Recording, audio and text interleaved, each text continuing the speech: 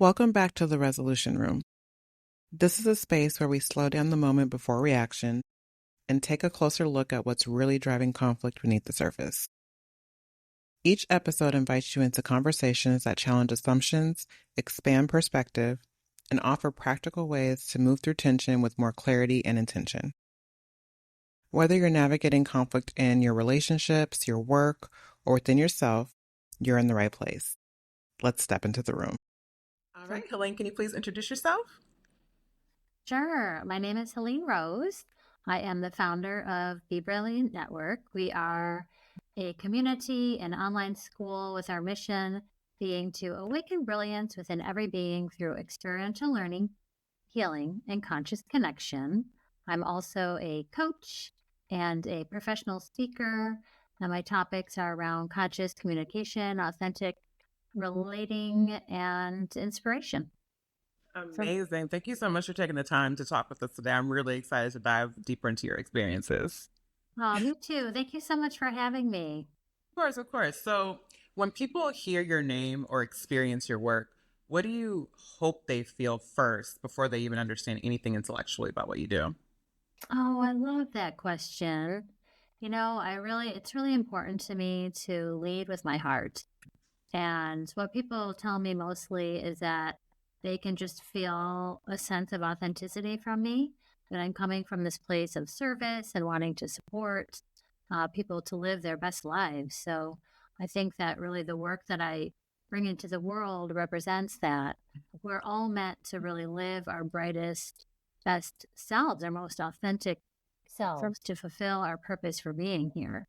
And people can feel that just from their heart, just within that really heart knowing, that heart connection.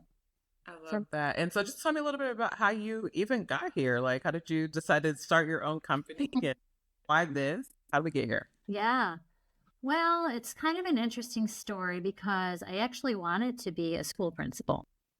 I was working in public schools for quite a long time and did the education, got the degrees, did all the things they told me to do. And interview after interview, I just kept getting rejected.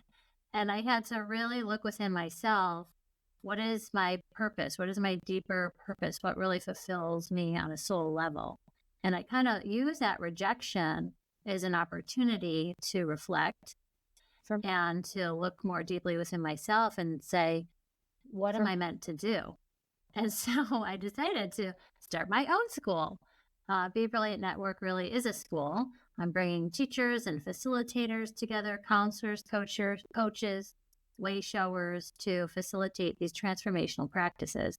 And it's really around this topic that is very important to me, healing and transformation, because, when I decided to step on my own path, really heal myself, it transformed my whole life. It was really a difficult time in my life. And I said, okay, I'm going to do the work. I'm going to look at myself and do what I need to do to feel that sense of wholeness and wellness within me. Amazing. And let's take a step back and because I feel like there's so many buzzwords out there, right? So, what does transformation mean to you? Ooh, that's a great question. Well, transformation to me, gosh, let me just sit with that for a moment.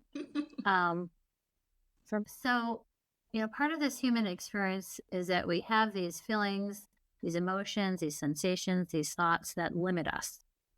There's a lot within our own self, our own psyche, our own way of being that keeps us small, that keeps us limited, that holds us back from really fulfilling our fullest potential. And to me, transformation is about first of all, acknowledging what those things are, like seeing it. Mm-hmm. And number two, choosing to take ownership.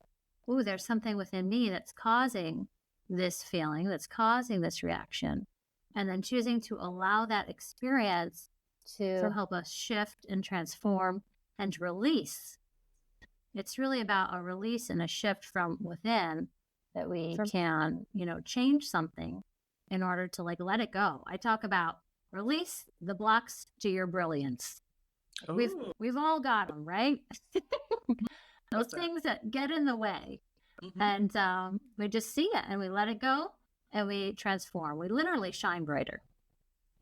That's beautiful. I love it. So, talk to me a little bit about some moments or experiences that most shaped how you understand peace, purpose, and relationships today. Oh, there've been so many. Gosh, I don't know which one to go into.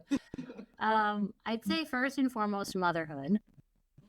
Finding myself as a full-time single mom. It wasn't really part of my plan at all. My kid's dad just left. And, part of me has found that little bit of gratitude for that experience. Like I had to really go deep and I wasn't happy about this. And honestly, there were times I didn't want to do it. And thankfully, I met a teacher who helped me really kind of tune more inside of myself and really connect with who I was and learn more about all of these topics of transformation. She saved my life. She saved my life. It was just like that moment when you're like, wait, what am I doing with my life? Like, I'm a full-time single parent now. And it wasn't easy. It hasn't been easy. But thankfully, my kids are on their own now. They're adults. They're doing life. But raising them has truly transformed me because, your identity is shifting and there's so many moving parts. There's this quality of really having to take care of yourself first before you can really help others. So I had to learn that for sure. It seems like such a simple lesson, but we just don't do it. Yes. It's like me and water. I know I should drink more water every day and I just don't do it. Yes. I know. Can you think of like a season or a time in your life where things maybe looked successful on the outside but felt misaligned internally? Ooh, you asked the best questions. See, that's great. A time in my life when it looked good, but it didn't feel right. And I feel like pretty much any highlight on social media, right? Because everyone's lives looks amazing on social media, like right, successful at all these things, but all the pieces that lead up when you hit submit, Right. I'd say my last year in public education was very eye-opening for me because it didn't feel good at all to go into that school building. I love schools. I love learning. I love students. I love education. But it just this last year going into the schools, every day, it was like, it's just really hard to get up in the morning. When I would walk into the building, I would feel my energy like just drop. And to me, that was a sign. Okay, something's not right. Something's not aligned here. It's time for a change. And it was like, get out. Get out. Like I tried for a very long time to get that next position as a school leader and just knew I'm not going to talk about algebra all day anymore. Yeah, that's interesting because I feel like we all have those moments, but how do you know, and I struggle with this myself, so how do you know the difference between I'm just having a bad couple of days versus a change? How did that become a moment for you where it's like, oh, it's time to make change? That's a really great question about like trying to decide, am I just in a funk and I'll get over it? Or is this really a deeper call to make a change? I think that's such a really personal experience. Like it's different for everybody. I think for me, it was knowing that I was really trying to prove myself and wasn't like I was feeling like I wasn't being seen or acknowledged for my own gifts in this bigger community of public education. And it was kind of like a wake-up call. Like people would get the job that I wanted and wouldn't have a degree, wouldn't have a license, wouldn't have the basic minimum qualifications. And it was like, wow, the universe is showing me something here. So yeah, it's human nature to get upset at first, and think, get into that victim mode of like, what's wrong with me? And why don't they see me? And oh gosh, I need to change. I need to really prove myself. But once you kind of see that pattern, like for me, it was like I could see the pattern and I realized, okay, I'm done. It's the universe showing me that it's time for a change. Like you can only get to that wall like so many times. Right. You will replay it a few times until you get the lesson. Absolutely. Absolutely. So, and speaking of, trying to find a space where you do feel seen and understood and heard, how did you begin listening differently to yourself and to others? I think I became much more authentic in my communication. If something was bothering me, if there was a bit of a conflict, and I know this is the resolution room, so we can go there. But if I had a conflict arise with a coworker or a colleague or a parent or a student, which for me, it rarely happens. I get along with everyone. I usually, my MO is let's just all get along and avoid conflict. But I've been learning like, okay, if I'm feeling unsettled about something that happened, I'm going to go talk to you.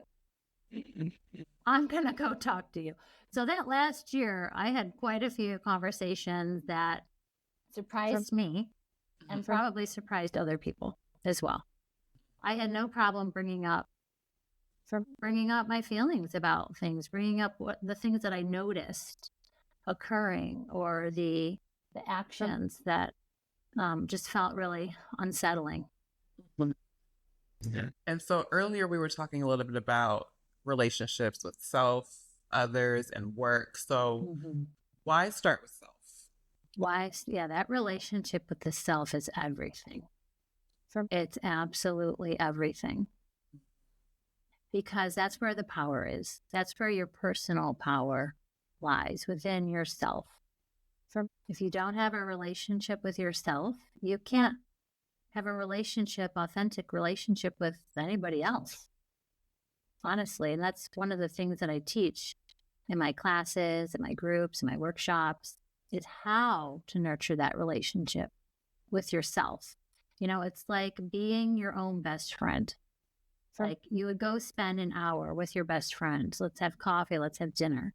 It's the same thing with that inner self. How do we pay attention and say, it's literally talking to yourself. I'm here for you, Helene. I love you, Helene. Let's spend some time together. And I teach this really sweet, beautiful, very efficient haiku process. There's the process that I guide people through with haiku writing. But that relationship with yourself is everything. If you don't know what you're feeling, if you can express what you're feeling, if your thoughts take you into spiral land, and you let it, then your power is gone. You have no personal power. Right. And all that's so true. And I'm just thinking, this is often what I find too in just communication skills and leadership skills. Like these are all things that we start trying to build as adults when we've already formed very unhealthy habits. So as an educator, like what do you think we can do to start instilling these types of healthier habits earlier? Yes. First of all, acknowledging that we've been doing it not great. I had to teach myself for sure, as an adult, what it means to be emotionally intelligent. I took the classes, on my own.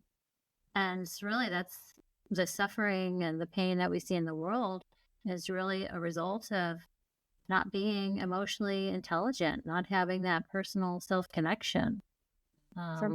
And, schools, we've got the basics of math, science, English, how about basic communication skills, conflict resolution skills, relationship management skills? Like that's the important stuff of being alive.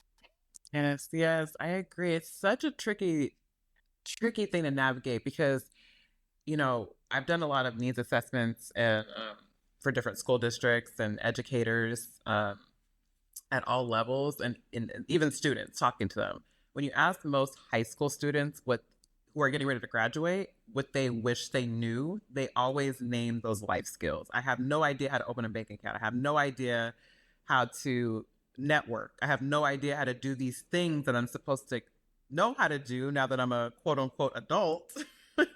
But at the same time, there's only so much, I don't know, curriculum freedom you have as an educator. And so balancing what you're allowed to teach, what should be taught, what parents want their kids to learn, political underlinings, all of these things to navigate. How do you juggle as an educator? I know. I had this little card deck. They were called kindness cards, and I taught ninth grade. So I'd have this little deck of kindness cards in the front of the classroom, and when a kid was like being goofy, silly, needed a little redirection and support for being a good human, I'd say, pick a kindness card. Well, it got to be so fun. Like the kids loved picking a kindness card. And they would pick it, read it in front of the whole class. And then they'd tell me, Miss, you need a kindness card today. Oh. And I'd say, yeah, I think you're right, I do. So I pick one, read it to the class, Mm-hmm. But it's just a small little way to bring in those human skills that students really, really appreciated. Yeah. Showing our human side to our students is super important. Absolutely. They want us to be, like, we need to be, as teachers, relatable. Mm-hmm. I think what you mentioned the word authenticity earlier, I think that's back in style. I think it's officially like in any space, people want to feel like I'm talking to another human being. Like there's levels of professional or it's the way we handle things. But generally speaking, especially with social media, all the facades, just everything, it's people want to feel more connected at a human level, I think. Oh, yes, I would 100% agree. That's really a basic human need, right? Isn't it? Like to feel seen and heard. Just as you are, like just show up and that's enough, Mm-hmm. And so, we're talking a little bit about achievements earlier and, success, what that looks like. And so many people tend to chase peace after achievements. Like, once I get this, then I'll feel this, I'll have this. That's just kind of how our brains are wired. And I think most people who have achieved those things will tell you that's just not the reality. So what happens when we reverse that order and chase the achievement after peace? There's this idea of peace is, it's an inner process. It's the inner work. It's the being okay with whatever happens outside of myself. It's like a strength that we cultivate within ourselves when we choose it. We see people who rush, go, very frazzled. We've felt it ourselves. We know what that is like. And so having that wake up call of like, I'm going to choose my peace first. Again, there's power in that. So that no matter what happens, like you can set a goal to achieve a certain amount of money or a certain amount of success in your business. But how can you have that inner strength, that inner peace, no matter what happens in the outside world? That money could be taken away. That, position in this company could disappear. And then what? So you're bringing yourself up here artificially, like relying on the external world to prove your validation, when really that validation, that peace, that inner sense of, power has to be there, because we just have no idea what's going to happen in the outside world or anything outside of us. But I really like to think about Thich Nhat Hanh, the Buddhist monk. I've read so many of his books, and Peace is the Way is really a beautiful book. But it's peace is definitely a practice. That's right. I think, and that's actually an excellent point. Like, I think a lot of these things that these skills we're trying to build, there's a misconception that there's going to be a date on your calendar when I'm now patient. I'm now I now have like, you know, like you can't just achieve the thing, the skill. It's an ongoing practice, like a lifelong practice. Oh yeah. Yes. As That long as Go ahead. as long as we're alive on this earth, we will continue to practice that peace, that inner, calm, that being okay with what is. Yeah. Yeah. Mhm. I absolutely agree. That's why I love how like lawyers and doctors, they practice medicine, they practice law. They don't, you know, like I try to use that language when I even talk about what I do. Like I almost practice consulting and coaching because it's an ongoing thing. You know, it's not perfected, and then it's going to vary by your client. There's so many factors. So Yeah, I'm always learning something through my clients as Mhm. well. They have a lot to teach me, Absolutely. for sure. So for you and in your personal journey, like how do you define prosperity in a way that feels grounded and not performative? That's definitely like this idea of prosperity. What does that mean to be prosperous? And I think that each individual has to define that for themselves. Mm. I think it's a sense of well being. Um, and I think that it could be, defined differently. I like what you brought up earlier of, this achievement mentality. Does achieving certain things make you prosperous? Maybe it gives you a sense of feeling some abundance and prosperity, but it could be temporary. Well, it's definitely temporary because it has to come, from within. For me, prosperity is, I think for me, it's about showing up in service. It's about sharing my gifts without fear. It's about continuing to learn and grow and evolve and expand. Prosperity to me is about having amazing relationships. Like relationships are everything. And I know I'm speaking to the choir here. Yeah. And I love this, what these conversations do for me that is just so fulfilling is every day there's so much just jargon and buzzwords every day that I feel like almost a lot of words have lost meaning.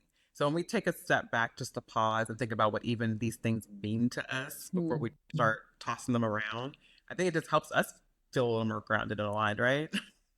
Oh, 100%. 100%. You're so good at asking those deep questions too. Yeah. So, and speaking of alignment, for you or just some advice that you normally give your clients, what's one small daily choice that tends to shift people toward more alignment? Well, I'd say shifting toward alignment is finding that practice that helps you be in your heart. For me, I talk a lot about listening and listening to that heart whisper, hearing that heart whisper, trusting that heart whisper. So there's this opportunity through through a practice that each individual chooses for themselves. It could be, a daily connection. It could be a journaling. It could be a meditation. It could be a prayer. It could be a walk in nature. Like there's this opportunity to feel like you're part of this earth, right? Like we're here for a reason. Everybody has a reason for being here. So connecting with your own inner sense of wellness, well-being, my reason for being here, having that practice that you find for yourself that helps you be inside your own heart and trusting yourself, like letting go of the external a bit. Like what the external world tells us isn't always necessarily meant for us. So there's also this idea of hearing our own heart whisper, but also listening to it. Taking action around what the wisdom that comes from within. And in doing this practice and work, I'm sure you know just as well as I do, it seems like every time I try to close my eyes and meditate, that's when all the intrusive thoughts come at once. It's when you're trying to do the work that all of your subconscious resistance kicks in all at once and you just feel like you're kind of failing at it. Um, I guess, how do you sort of work through that or stay consistent when you have those feelings? Or I guess, how do you think that fear shows up in those moments where we're actually just trying to be better? Mhm. Well, I think noticing that those thoughts are intrusive, your mind is wandering, that's a great thing. Like, who cares? They're showing up. You're showing up for you. And what you notice, you're just noticing things in your mind float by, and then not being attached to it, but letting them float by. Like, it doesn't need to be like, we don't need to be, Buddhist monks on the mountaintop. Like, we're women in the world, right? Like, we're here to show up really authentically. So yeah, we try various practices and we might feel like it's not doing anything. That's our own ego keeping us down. Because the truth is, if you're showing up for you, you're sitting a few minutes every day in meditation, you're just noticing things. That's powerful. Just the practice of showing up. And then not letting yourself get into the judgment, not letting yourself get into criticizing yourself. Like, you have thoughts about, your to-do list or your family or your friends. Who cares? You're saying, I'm choosing you now, no matter what. That's a beautiful thing. It is beautiful. I love that. That's great. And so I guess for you, as we start to wrap up this conversation, where are you leaving, feeling more resolved about in your life? Not because it's finished, but because you see it more clearly. I think what I'm sensing, this question is about commitment to me. It like resolve, there's a commitment. And for me, the commitment is really about what we've been talking about today. The commitment is to inner peace. The commitment is to supporting others now and accessing that inner peace. The commitment is to continuing to walk with this sense of, I can transform something today within myself. I can expect a little mini miracle of transformation or synchronicity or seeing something in a new way. And, being in that mindset of, wow, like, I'm a powerful, conscious creator of my reality. I'm going to choose my thoughts wisely. I'm going to show up authentically. I'm going to do my best to be of service in the world. Like, that to me is what I'm committed to. Amazing. And can you please let listeners know how they can stay connected with you and follow your work? Well, thanks for asking. Yes, I'd be so happy to connect. I have an email list at helenrose.com, along with information about my coaching and speaking, live events, online events. The school is at thebrilliantnetwork.com. It's free to join. But also my email is helene@thebrilliantnetwork.com. Amazing. Thank you so much for just a very thoughtful conversation. I really appreciate it. Oh, you're welcome. Thank you for creating this beautiful space of the resolution room, really bringing your gifts into the world. Super inspiring. Yeah. Thank you. I appreciate it. If this conversation gave you something to reflect on, consider taking a moment to rate and subscribe. It helps more people find their way into these conversations. And if you're looking for a space to actually put this work into practice, you're invited to join the Resolution Society on the School Community platform. It's our space for real-time reflection, dialogue, support, and growth. If you'd like to bring a conversation like this into your organization or community, you can submit a speaking request. And if you prefer to start on your own, visit the Resolution Library for a collection of digital resources designed to help you put this into practice one step at a time. Access to our community, speaking requests, and online resources can be found at our website, linked in the show notes. Until next time, keep building in the quiet, because that's what will carry you forward.